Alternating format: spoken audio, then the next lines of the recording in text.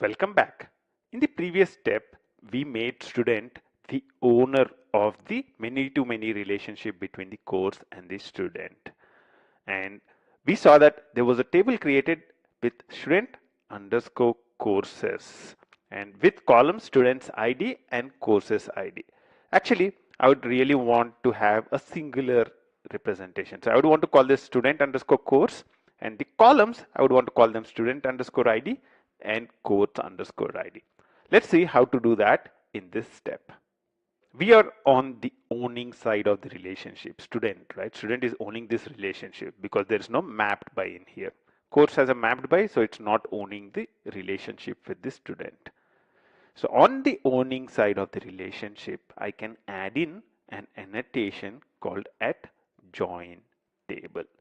So at join table is an annotation I can use to create a join table. And over here, I can specify an attribute. Let's start with the simple attribute name. So I can say name of the join table is equal to student underscore course. Actually, I can call this course underscore student or student underscore course. It doesn't really matter.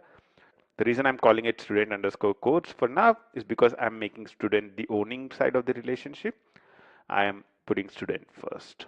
So if you save this and now if you run the application and refresh the H2 console, you would see that the join table name is now student underscore course. Now let's fix the columns as well. How do we fix the columns?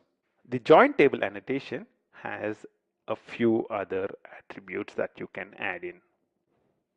The attributes we would want to define are one, we would want to define the name of the join column. So the join column for this table, for this relationship is student underscore ID. That's the join column name.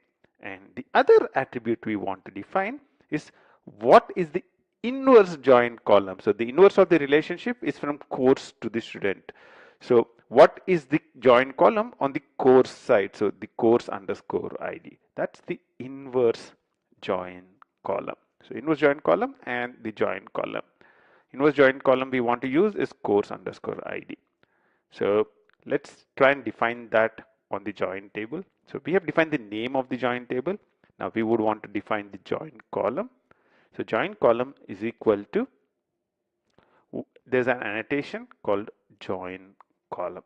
So join column, and even in the join column there is another attribute called name. So let's set that name to student underscore ID. So the join column from this table, call it student underscore ID. Don't call it students underscore ID. Call it student underscore ID. And then I'll copy this, and the other one is inverse join column. Inverse join column, call it inverse join column is the reverse side of the relationship. It's what is the column on the course side of the thing called. Don't call it courses ID, call it course ID. It's join columns. So let's call this join columns and inverse join columns as well. So now I don't like the way it's formatted. So let's make it much more simpler, and I'll remove the comments I've added in. So we have defined the join columns and the inverse join columns, and let's stop and start the application again. Let's refresh the H2 console, connect, and you'd see now that there's a table called student underscore course, student ID, course ID. That's perfect. That's exactly how we want it.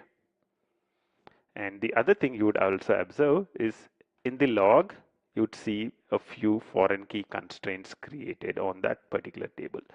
So student underscore course table is created with two columns, student ID, course ID. That's good. And you can see that there are two foreign key constraints added in as well. So in student underscore course, the foreign key course underscore ID refers the table course. And student underscore course, foreign key, student underscore ID refers student. That's cool. So we have perfect table design for now for the many-to-many relationship between the student and the course. We can now have a single student associated with multiple courses and a course having multiple students present. In the next step, we'd focus on inserting some data and retrieving that data back. Until then, bye-bye.